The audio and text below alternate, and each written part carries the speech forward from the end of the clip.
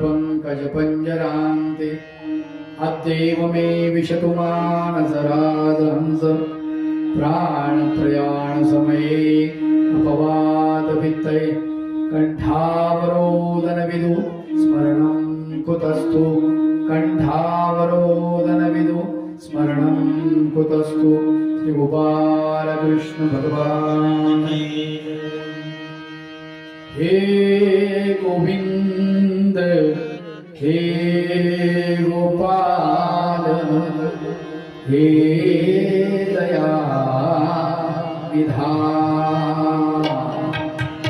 हे गोविंद हे गोपाल हे दया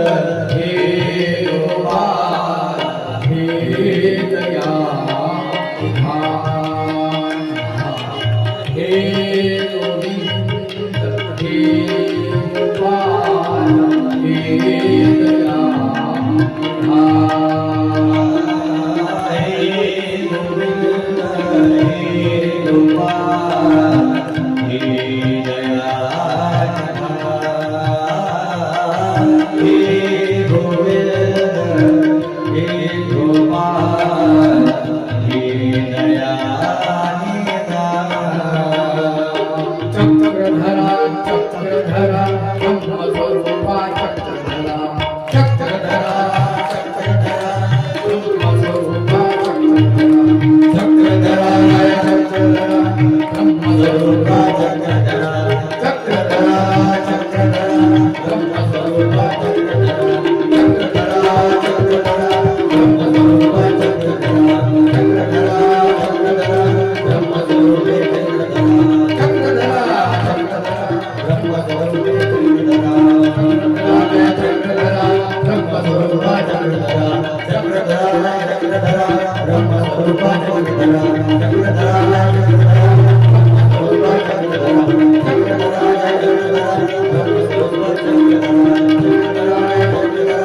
गोपाल कृष्ण भगवान की जय, दत्तात्रेय भगवान की जय, श्री चंद्रभान भगवान की जय, श्री गोविंद प्रभु भगवान की जय, सर्वज्ञ श्री चक्रधर भगवान की।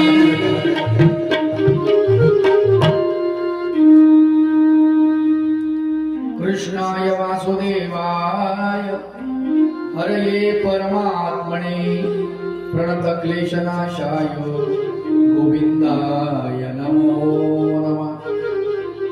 सच्चिदानन्दरूपाय विश्वोत्पत्त्यादिहेतवे तापत्रय विनाशाय श्रीकृष्णाय वयं नमः। श्री गोपाल कृष्ण भगवान की जय। एकच देतो हा एकच देतो विसंगती होत आहे थोडी.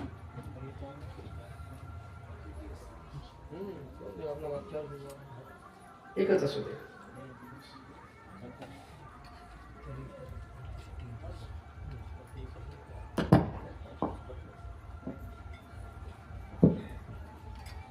सिस्टीम चांगली आहे ते ओढते बरोबर तर काही गरज नाही एक असलं तर.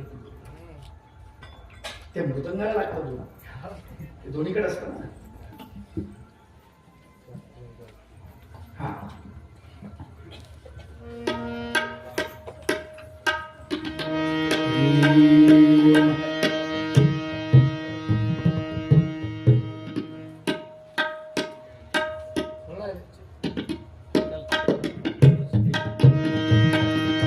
करून घ्या. ठीक आहे. श्रीमद भागवत कथा वर्ष दुसरे. मागच्या वर्षी गुरुवर्य बाबू शास्त्री बाबा चिंतनीजनक यांच्या प्रेरणेतून प्रसन्नतेतून या कथेचं आयोजन झालं आणि बघता बघता एक वर्ष पूर्ण होऊन गेलं. आता या दुसऱ्या वर्षीची आपली ही कथा आपण सुरुवात करत आहोत. श्रीमद भागवत हा असा विषय आहे याच्यामध्ये अनेक कथा येतात. दत्तप्रभूंची कथा सुद्धा याच्यामध्ये येते. 24 गुरु आख्यान ज्याला म्हटलं जातं, यदु अवधूत संवाद अशा प्रकारचे काही भाग आहेत भागवतामध्ये. त्याला 24 गुरु आख्यान म्हणतात. आणि या 24 गुरुच्या आख्यानाचं जे वर्णन आहे मराठीमध्ये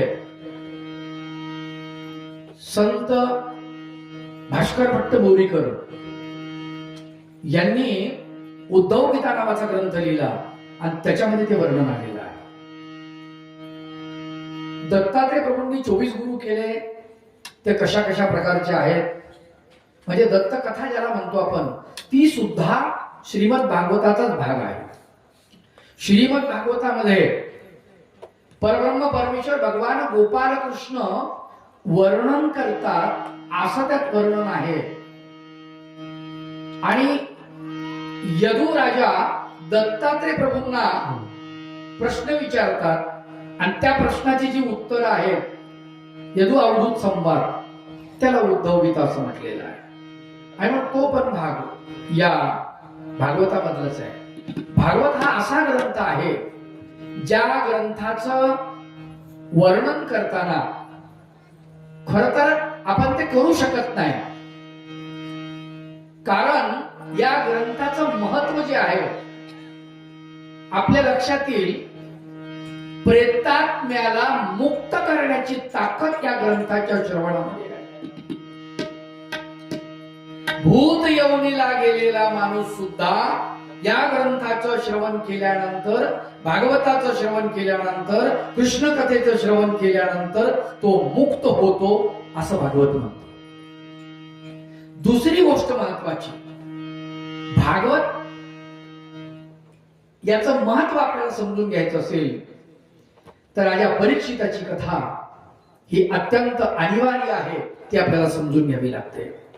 महाभारत आपण ऐकलं. महाभारताच्या शेवटच्या काळामध्ये महायुद्ध संपलं, महाभारताचं संपल्यानंतर त्या ठिकाणी कौरव पांडव, कौरव जवळजवळ सगळेच मरण पावलेले आहेत आणि वंशाला कोणी उरलं नाही शेवटी कौरवांच्या.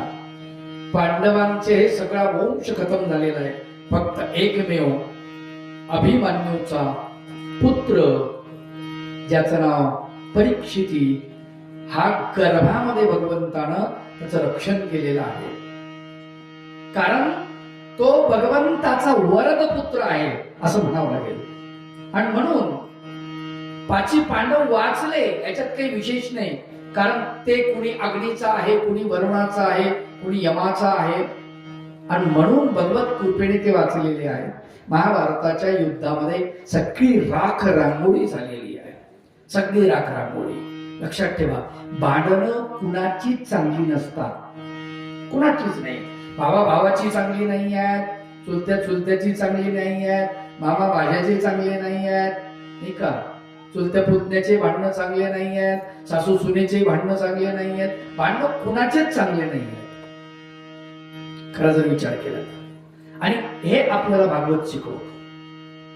श्रीमद भागवताची कथा आपल्याला श्रवण करत असताना त्यातला महत्वाचा जो मुद्दा आहे तो अत्यंत महत्वाचा. परीक्षिती राजा, हा परीक्षिती राजा अर्जुनाचा नातू, अभिमन्यूचा पुत्र, उत्तरेचा मुलगा. या उत्तरेच्या मुलानं सगळा आपल्याला त्याच्या निमित्तानं भागवत ऐकायला मिळत आहे, त्याच्या निमित्तानं. कारण श्रीमद भागवत कथा लिहून तर झालेली आहे, पण याचं वाचन जे आहे ते वाचन करायला माणूसही तसा लागतो, नाही का. तर ते कोणी वाचन करायची हिंमत करत नव्हतं. राजा परीक्षिती हा जंगलामध्ये गेलेला आहे शिकारी करता. आणि शिकारी करता गेल्यानंतर जंगलामध्ये शमीक ऋषीचा आश्रम आहे आणि त्या आश्रमामध्ये शमीक ऋषी ध्यानस्थ बसलेले आहेत. आणि ध्यानस्थ बसलेल्या या शमीक ऋषींना राजा आलाय याच्याकडे लक्ष नाही. राजाला वाटलं आपण याच्या आश्रमामध्ये आलो, पर्णकुटीमध्ये आलो आणि हा आपला अपमान करतोय. राजा आल्यानंतर उठून उभं राहायला पाहिजे, स्वागत करायला पाहिजे, या महाराज म्हणायला पाहिजे, बसा म्हणायला पाहिजे, बसायला काहीतरी टाकायला पाहिजे. यांनी आपला अपमान केला, याला दंड दिला पाहिजे. आणि म्हणून त्या राजानं, परीक्षितीनं त्या शमीक ऋषीच्या गळ्यामध्ये साप टाकला की एवढे तुम्ही मुर्दाड आहेत, पाहुण्यांचं स्वागत करू शकत नाही. माणसाला राग येतो पण कुठवर आला पाहिजे, त्याला काही आवर घालता आली पाहिजे. शमीक ऋषी ध्यानस्थ आहेत, गळ्यात पडलेला साप तो पाहून राजा तर निघून गेला. निघून गेल्यानंतर पुढे थोड्या वेळानं शमीक ऋषीचा पुत्र आणि शिष्य श्रृंगी म्हणतात त्याला, तो आला. त्यांनी बघितलं आपल्या पित्याच्या गळ्यामध्ये, आपल्या गुरुच्या गळ्यामध्ये कोणीतरी साप टाकलेला आहे. त्याला प्रचंड राग आला. गुरुजी कुणी केलं हे काय माहित बेटा.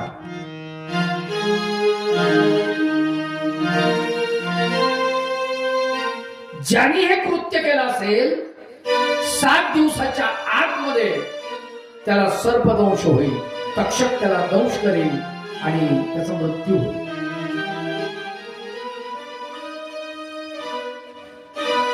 शमीक ऋषींनी डोळे झाकले, अंतर्ज्ञानानं बघितलं या देशाचा राजा परीक्षिती, अभिमन्यूचा मुलगा, आणि त्याने हे काम केलेलं आहे. अरे तू श्राप दिलास, या देशाचा राजा आहे रे तो, पांडवांचा शेवटचा वंशज, भगवंताच्या कृपेनं तो वाचलेला, आणि तू असं कसं केलंस. गुरुजी म्हणजे आता मी तर दिला श्राप, दिलाच नाही. शृंगीनं दिलेला श्राप हा खरा ठरणार. आणि परीक्षित राजालाही त्याचा पश्चाताप झाला. परीक्षित राजा म्हणतो, आता काय करावं? 7 दिवसात आपण मरणार आणि 7च दिवसाचं भांडवल आहे आपल्याकडे. लक्षात घ्या, सप्ताह किती दिवस असतो? 7 दिवस. तारकरी संप्रदायामध्ये सुद्धा सप्त्याची संख्या 7 दिवसाचा सप्ताह. 8वा दिवस आनंदाचा संपलं, पुन्हा नाही आहे. सुरुवात अशीच आहे ना आपल्या जीवनामध्ये. प्रत्येक जण माणूस मरणार, या 7 दिवसातच मरणार. जन्म होणार, 7 दिवसातच जन्म होणार. 7च दिवसाचं आयुष्य आहे. खरं पाहिलं तर कुठूनही सुरुवात करा. आजपासून सुरुवात करा. रविवारपासून, रविवार, सोमवार, मंगळवार, बुधवार, गुरुवार, शुक्रवार, शनिवार, पुन्हा रविवार आला नाही का? आहे दुसरा दिवस, 7च दिवस. विचार करा. आणि एवढंच भांडवल आपल्याकडे आहे. एवढंच नाही, ज्याला माहिती आहे, लाल बहादूर शास्त्री म्हणाले होते, आपल्याकडे एवढी संपत्ती ठेवा, 8 दिवस आपल्याला पुरेल, सप्ताहभर आपल्याला पुरेल. एवढी संपत्ती आहे, एवढं अन्नधान्य आपल्याकडे असलं खूप झालं म्हणाले. काही गरज नाही जास्त जमा करण्याची. आपल्याला प्रचंड स्वार्थ लागलेला आहे. मलाही पुरलं पाहिजे, माझ्या मुलालाही पुरलं पाहिजे, त्याच्यानंतर माझ्या नातवालाही पुरलं पाहिजे, माझ्या पणतुलाही पुरलं पाहिजे. पुरत नसतं. किती कमाई करा, तुम्ही सर्व सुजाण आहात, सज्ञान आहात. तुम्हाला माहिती आहे, रावाचा रंक व्हायला आणि रंकाचा राव व्हायला काहीच वेळ लागत नाही. प्रचंड पैसा असू द्या, प्रचंड धनसंपत्ती असू द्या, किती आपल्याकडे असू द्या, परंतु त्याचा नाश व्हायला काहीच वेळ लागत नाही. कारण का? आपणच आपल्या हातानं आपल्या पायावर दगड पाडून घेत असतो. आणि म्हणून सगळं जे आहे, मिळालेली धनसंपत्ती, सगळ्यात मोठी संपत्ती म्हणजे शरीर नावाची संपत्ती. आणि याचा विचार केला पाहिजे. पण माणूस केव्हा करतो? बिमार पडल्यावर. शुगर होईपर्यंत आपल्याला कळत नाही, शुगर झाल्यावर कळते, ओव्हरलोड झाल्यावर नाही का? कुठली तरी बिमारी होते आणि मग त्या बिमारीच्या निमित्तानं डॉक्टरकडे आपण जातो. डॉक्टर सांगतात शुगर तपासा. त्यावेळेला कळतं शुगर आपल्याला झाली आहे. आणि मग गोळ्या सुरू होतात. राहिली ती बिमारी बाजूला, शुगरच्या गोळ्या सुरू होत जातात. म्हणजे अशी गोष्ट आपल्याला कळतच नाही कुठली बिमारी. पण त्या बिमारीला दुरुस्त करण्यासाठी मग अख्खं आयुष्य जातं. बीपी, शुगर, 2 बिमाऱ्या अशा आहेत की त्याला दुरुस्तच करता येत नाही. लक्षात ठेवा. ते होण्याच्या अगोदर आपलं रहन सहन, आपला आहार, आपला विहार, या सगळ्या गोष्टीवर आपलं लक्ष असलं पाहिजे. माय बापो, फार महत्वाची गोष्ट. आणि ही धनसंपत्ती जी आहे शरीर नावाची, ती भगवंतानं दिली. आणि त्या संपत्तीचा विचार माणूस केव्हा करतो, माणसाला केव्हा करतो, विचारतो की जसं परीक्षितीला श्राप दिला आणि परीक्षितीला वाटलं आता आपलं काही बरं नाहीये, आता आपण शोधायला पाहिजे, आता या 7 दिवसात आपल्याला काही करता आलं तर बघूया. 7 दिवसात मग अनेकांकडे जातो. तो महर्षी व्यासांकडे गेला. महाराज, मला असा असा श्राप मिळालेला आहे. शृंगीने श्राप दिला म्हणले, शमीक ऋषीच्या पुत्राने, आणि आता मी मरणार. कारण ऋषीचा श्राप हा कधी खोटा होत नाही. ते काय आजकालचे ऋषी आहेत का? आजकालच्या ऋषीचा श्रापही लागत नाही, साधूंचा वरदानही लागत नाही. आवड गोष्ट आहे. तपश्चर्या असते त्यांची, त्याच्यामुळे त्यांचा श्रापही लागत होता आणि त्यांचं वरदानही लागत होतं. काय करायचं म्हणून विचार करायला लागला तो. आणि मग तो त्या साधूला शरण गेला आणि त्यांनी सांगितलं, हेवागडा म्हणले, भागवत जर तू ऐकलंस, भागवताचं श्रवण केलंस, तर तुला याच्यातून सुटका होईल. म्हणजे तू मरणार हे बरोबर आहे, 7 दिवसात मरणार, त्यात काही फरक नाही. परंतु एकच होईल की तुझी मरण्याची तयारी होईल. हरकत नाही बा मरायला, असं तुला वाटेल. आणि बघा ना, काही माणसं समाधानी असतात जीवनामध्ये. सगळं झालं ना, ते म्हणतात आता काही राहिलं नाही बाबा, काही राहिलं नाही, काहीच राहिलं नाही. पोरीचं लग्न झालं, पोराचं लग्न झालं, पोराला नातू आलाय, त्याचं शाळेमध्ये जातोय, तोही मोठा झाला, त्याचंही लग्न जुळलंय. आता यावर्षी त्याच्या डोक्यावर तांदूळ पडतील, अक्षता पडतील. आणि मग काय, आता देवदेव करायला भगवंताचं नामचिंतन करत प्राण सोडायला मोकळा. आता देवाला कधी न्याव, काही अडचण नाही, सुखात आहे बाबा. बघा काही असे लोक समाधानी असतात, ते म्हणतात आपली तयारी झालेली आहे. याचा अर्थ भागवतात जे सांगितलं जातं मरण्याची तयारी, लक्षात ठेवा. सगळ्यात महत्वाची गोष्ट, जगावं कसं हे श्रीमद भगवद्गीता शिकवते. जगावं कसं हे श्रीमद भगवद्गीता शिकवते. मरावं कसं हे भागवत शिकवतो. भागवत शिकवतो. मग कसं मरायचंय याचा विचार जर करायचा असेल, भागवत श्रद्धेनं श्रवण केला पाहिजे. दुसरी महत्वाची गोष्ट, आता 7 दिवस कमीत कमी तुम्ही ब्रह्मचर्याचं पालन करा. 7 दिवस. त्याचं कारण तुम्हाला सांगतो. भागवत श्रवण करताना त्याचे काही नियम असतात.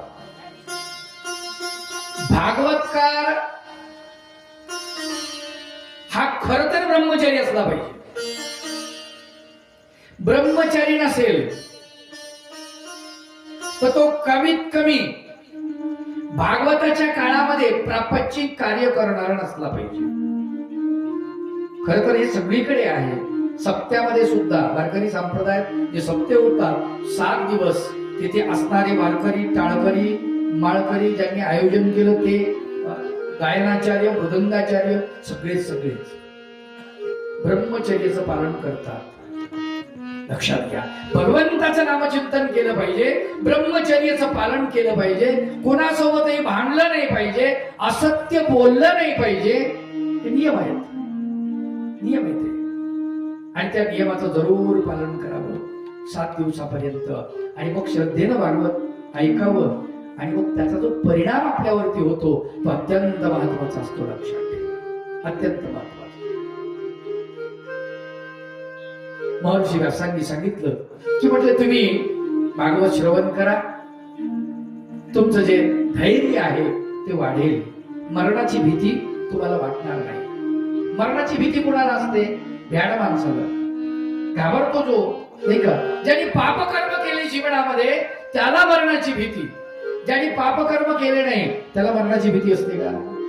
नाही, तो घाबरत नाही. तो म्हणतो येऊ द्या, हिशोबाचा दिवस आहे. आपला कशाचा दिवस आहे? हिशोबाचा. आपल्या पाप पुण्याचा हिशोब आज होणार आहे मृत्यूच्या दिवशी. भगवंत मला न्यायला येणार आहे, यम न्यायला येणार नाही. तो म्हणतो कोण न्यायला येणार? भगवंत न्यायला येणार. त्याच्यामुळे मला अडचण नाहीये. त्याचं धैर्य वाढलेलं असतं. आणि मृत्यू त्याच्या दारात जरी उभा राहिला त्याला काही वाटत नाही. संतांनी वर्णन केलं, आपुले मरण पाहिले म्या डोळा, तो सुख सोहळा स्वर्गी नाही. स्वर्गात सुद्धा तो सुख सोहळा नाही म्हटले संत सांगतात.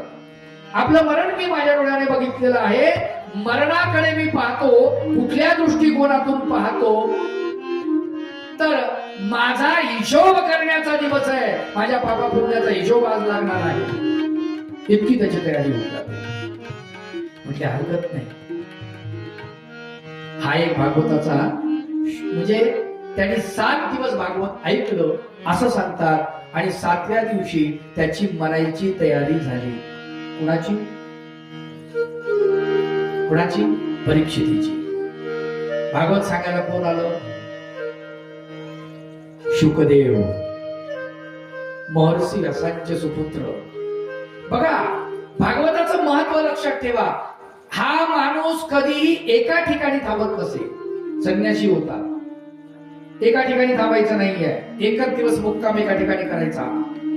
भागवतानं त्याला 7 दिवस एका ठिकाणी बांधून ठेवलं. एवढी ताकद आहे कृष्ण कथेमध्ये. एका संन्यासाला त्याचं व्रत मोडायला लावते भागवत, एका ठिकाणी थांबवायला लावते.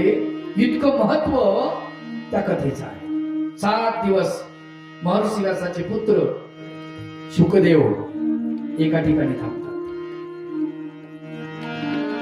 आणि कथा सांगतात. ब्रह्मचारी आहे. दुसरी महत्वाची गोष्ट, ज्याला कथा सांगितली तो श्रावक कसा आहे लक्षात ठेवा. भगवान गोपाल कृष्णाच्या वरदानानं तो जिवंत झालेला आहे. हा एक महत्वाचा मुद्दा आहे. देवाने त्याला वरदान दिलेलं आहे. गर्भामध्ये अश्वत्थामा